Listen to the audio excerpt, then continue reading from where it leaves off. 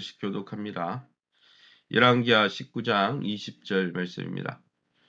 아모스의 아들 이사야가 히스기야에게 보내 이르되 이스라엘 하나님 여호와의 말씀이 내가 아수르 왕 사네립 때문에 내게 기도하는 것을 내가 들었노라 하셨나이다. 22절 내가 누구를 꾸짖었으며 비방하였느냐? 누구를 향하여 소리를 높였으며 눈을 높이 떴느냐? 이스라엘의 거룩한 자에게 그리하였도다. 31절 남은 자는 예루살렘에서부터 나올 것이요 피하는 자는 시온 산에서부터 나오리니 여호와 열심히 이 일을 이루리라 하셨나이다 하니라. 34절 내가 나와 나의 종 다윗을 위하여 이 성을 보호하여 구원하리라 하셨나이다 하였더라. 35절 이 밤에 여호와의 사자가 나와서 아수르 진영에서 군사 18만 5천 명을 친지라. 아침 일찍 일어나 보니 다 송장이 되었더라. 37절 그가 그의 신 니스록의 신전에서 경비할 때 아드람 멜렉과 사라셀이 그를 칼로 쳐 죽이고 아라랏 땅으로 그들이 도망하며 그 아들 에살 핫돈이 대신하여 왕이 되니라. 아멘. 예, 오늘은 열왕기하 19장 20절에서 37절 말씀 가지고 하나님의 열심이란 제목으로 말씀을 함께 나누길 원합니다. 오늘 이 본문을 읽어보면 하나님께서 이사야 선지자를 통해서 히스기야라는 남유다 왕의 기도에 응답하시는 장면입니다. 듣고 그의 히스기야 왕의 기도를 듣고 보고 행동하시는 살아계신 하나님임을 오늘 본문을 통해서 보여주시죠. 세상의 우상은 사람이 코도 만들고 눈도 만들지만 코로 냄새도 못 맡고 시편 115편에 나오듯이 귀로도 들을 수 없지만 우리 하나님은 눈, 코, 입이 없는 영이시지만 살아계시기 때문에 분명히 기도를 들으신다는 것이죠. 이사야 선지자는 당시 오만함에 가득 차서 남유다 왕 히스기야와 하나님을 조롱하던 이 랍사게와 아수르의 운명을 예언하면서 그들의 어리석음을 조롱합니다. 히스기야를 조롱한 게 아니라 네가 살아계신 하나님을 조롱했다 이렇게 말씀을 전한 거죠. 그리고 결국 이사야의 예언대로 성취된 결과를 알려줍니다. 그럼 오늘 이 본문을 통해서 우리가 믿고 의지하는 하나님은 어떤 분이십니까? 20절에 나오듯이 우리의 기도를 들으시고 분명히 응답해 주시는 분이죠. 아모스의 아들 이사야가 히스기야에게 보내 이르되 이스라엘 하나님 여호와의 말씀이 내가 아수르 왕 사네립 때문에 내게 기도하는 것을 내가 들었노라. 하나님은 분명히 들을 수 있고 볼 수 있고 응답할 수 있는 살아계신 하나님이십니다. 그러기에 여러분 지금도 우리가 절박한 마음으로 절박한 심정으로 하나님 앞에 기도할 때 그 기도를 분명히 귀 기울여 들으시고 하나님의 가장 좋은 때에 하나님의 가장 선한 때에 분명히 응답 주신다는 것이죠. 22절입니다. 내가 누구를 꾸짖었으며 비방하였느냐? 누구를 향하여 소리를 높였으며 눈을 높이 떴느냐? 이스라엘 거룩한 자에게 그리하였도다. 하나님의 백성 남유다 왕 히스기야가 무시당하는 그 뒤편에서 하나님도 같이 무시당하고 계셨다는 거죠. 아수르 왕인 사네림이 쳐들어와서 예루살렘을 멸시하고 조롱했는데 그것은 그 예루살렘을 도성으로 삼고 계신 이스라엘의 거룩한 하나님을 멸시한 거다 이렇게 말씀해 주고 있습니다. 사랑하는 성도 여러분, 우리가 예수 그리스도의 보혈로 하나님의 자녀가 되고 하나님의 백성이 되었다면 우리가 모욕당하고 고난당하는 그 뒤편에서 더 큰 수치감으로 몸을 뜨시는 하나님을 상상해 보시기 바랍니다.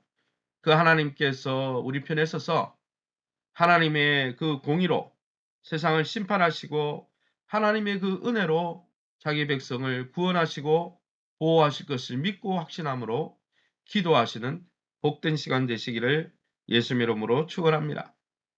우리가 읽지 않았지만 자막에는 빠졌지만 25절입니다. 제가 25절을 읽어보겠습니다.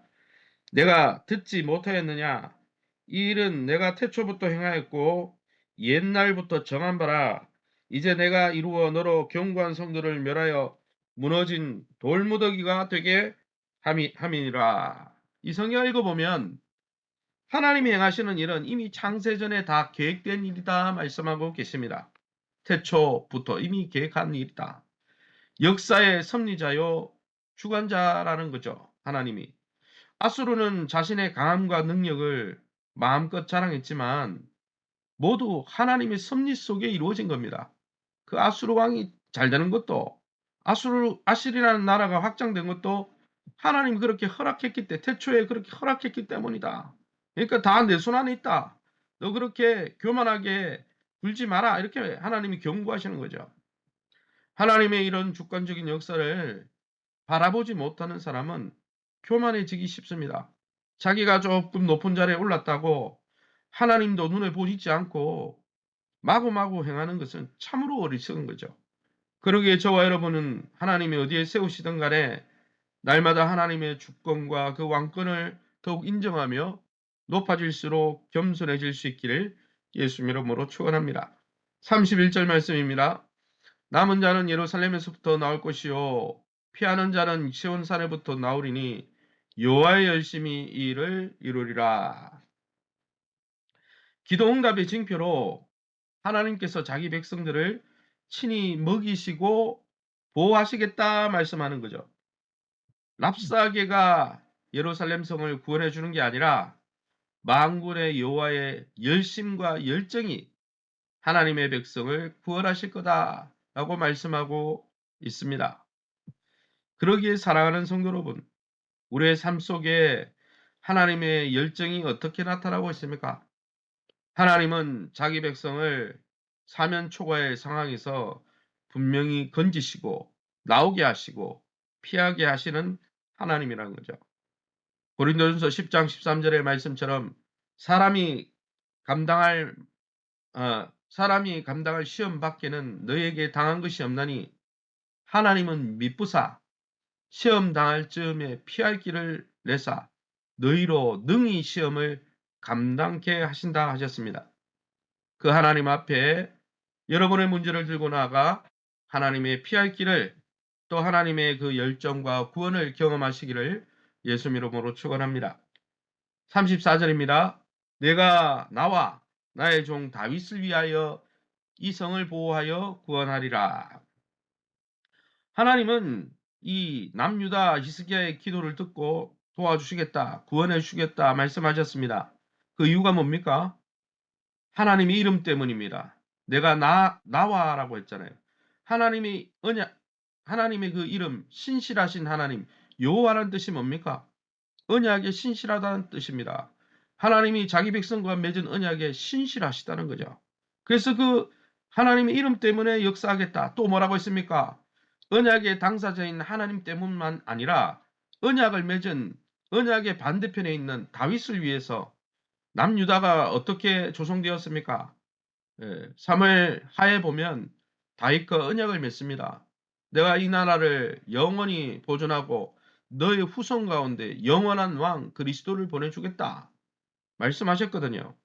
그 하나님이 다윗과 맺은 언약 때문에 그것을 기억하셔서 예루살렘 성을 보호하시고 구원해 주겠다 말씀하시는 거죠. 그러기에 우리 하나님 앞에 나아갈 때 우리는 하나님의 언약의 말씀을 붙들고 기도할 때 하나님의 구원을 경험할 수 있는 것이죠. 어떤 상황 속에서도 언약을 붙잡고 말씀을 붙들고 하나님의 그 약속을 붙들고 하나님의 구원을 바라는 자들을 하나님은 끝까지 보호해 주시는 것입니다. 마치 랍사게가 유다의 평안을 책임질 것처럼 말하지만은 그것은 허풍에 불과한 거죠. 진정한 평강의 왕은 하나님입니다. 그 하나님을 붙들어야 되는 거죠. 계속해서 35절 말씀입니다. 이 밤에 여호와의 사자가 나와서 아수르 진영에서 군사 18만 5천 명을 친지라. 아침에 일찍 일어나 보니 다 송장이 되었더라. 히스기야 왕에게 약속하신 대로 하나님은 그 밤에 역사하셨습니다. 여기에 나오는 여호와의 사자라는 표현은 라이언이 아니고 엔젤이겠죠.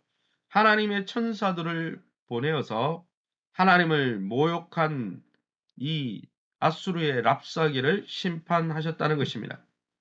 강대국 아수르가 제대로 공격 한번 하지 못하고 급히 퇴각한 것은 하나님의 사자, 하나님의 천사들이, 하나님의 천군 천사 불말불명이 활동했기 때문입니다.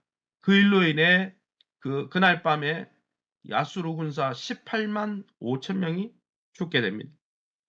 이처럼 하늘의 천군 천사 주의 사자는 하나님을 멸시하는 자들에게는 그들을 심판하는 영이지만은 구원받을 하나님의 자녀들은 히브리서에 나오듯이 그 자녀를 섬기라고 보냄을 받은 종과 같은 영이다. 섬기는 영이다 했습니다. 그러기에 우리의 주변에 엘리사가 도단성을 에워쌌던 많은 아람 군대를 보고 벌벌 떠는 게하시의 눈을 열어 그의 도단성을 많은 불말과 불병거 천군 천사가 지키는 것을 보았던 것처럼 우리가 우리의 믿음의 눈을 열어 우리의 어려운 문제 앞에 당면한 우리를 돕기 위해 천군 천사 불말 불병거로 보내어 우리를 도와주시는 하나님을 영적인 눈을 열어 볼 수 있기를 예수님 이름으로 축원합니다. 그럼 이 본문을 통해서 우리에게 주시는 교훈이 무엇입니까? 마지막 37절입니다. 그가 그의 신, 여기에 나오는 그는 랍사게를 이야기합니다. 랍사게의 신 니스록 신전에서 경배할 때 아드람 멜렉과 사라셀이 그를 칼로 쳐 죽이고 아라랏 땅으로 그들이 도망하며 그 아들 에살핫돈이 대신하여 왕이 되니라.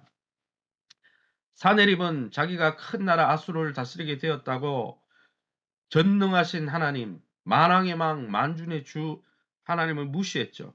그 대가로 어떻게 됩니까? 이사야를 통한 예언대로 아드람 멜렉과 사라셀에 의해서 자기의 우상 신전에 가서 예배할 때 쳐죽임을 당합니다. 여기 나오는 아드람 멜렉과 사라셀은 사실 사네립의 두 아들입니다. 두 아들에 의해서 무참하게 자신의 섬기는 우상 예배하다가 그 자리에서 죽었다는 거죠. 이것은 하나님의 직노와 형벌로 그가 죽었음을 분명히 보여주는 거죠. 어떻게 살았느냐? 그것이 어떻게 죽느냐를 결정한다는 거죠. 그러기에 사랑하는 성도 여러분, 우리가 하나님을 경외하고 하나님을 두려워하며 하나님의 백성인 교회와 성도를 사랑하면서 또 하나님의 뜻받들어 섬기면서 하나님이 주시는 평안한 노후, 또 아름다운 죽음, 또 그 위에 영원한 천국의 삶을 누리시는 아름다운 저와 여러분 다 될 수 있기를 예수님의 이름으로 축원합니다. 이 시간에 우리 합심해서 기도합니다. 하나님을 경외하는 히스기야를 붙들었던 하나님께서 하나님을 예배하고 하나님의 약속을 의지하는 우리를 붙들어 달라고 하나님의 그 열심을 믿습니다. 믿음으로 다시 일어나길 원합니다. 이렇게 기도하기 원합니다. 더불어서 2024년 표처럼 풍성한 삶의 첫걸음이라는 1:1 양육을 지난 어제 오후 예배 때 10주간 이제 시작하게 됩니다.